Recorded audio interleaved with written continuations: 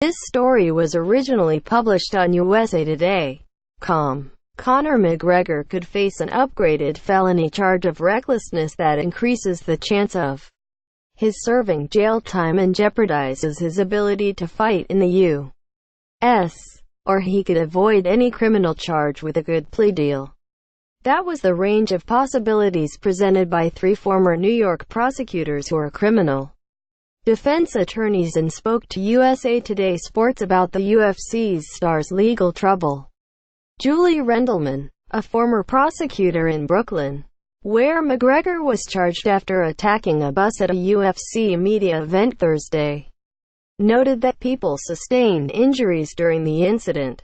"That's the bigger issue to me," she said. "If he used a weapon to injure one of the people in the face, that potentially could be upgraded to a felony." McGregor, the MMA fighter, faces 2 felony charges for criminal mischief and 10 misdemeanors. He could face up to 11 years in prison for the 2 felonies, according to New York sentencing guidelines.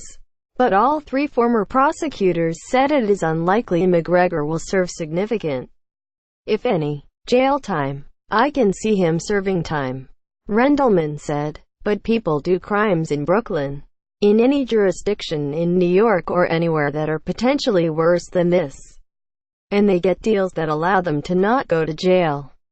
2 other former New York prosecutors said they think McGregor will strike a plea deal that reduces the charges to a single misdemeanor and possibly results in no conviction. "But for his celebrity status, it's just a run-of-the-mill case," said William Caffart, a former prosecutor in Long Island. "People get into arguments and things get broken. Fists are flying more times than not. I would think given the fact that assault charges are misdemeanors and the most serious charges, criminal mischief, it's unlikely he would face jail time."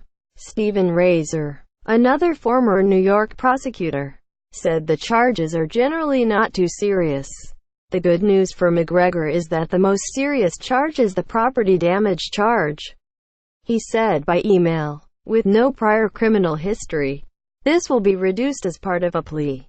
The district attorney's office has 6 months to indict McGregor and present the case to a grand jury before the case could potentially be dismissed, Rendelman said. McGregor's next scheduled court date is June 14.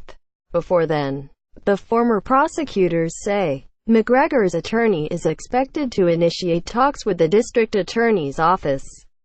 A key focus will be McGregor's immigration status because any conviction could restrict the fighter's ability to travel in the U.S., said the former prosecutors, who noted McGregor's defense attorney likely will be working with an immigration attorney.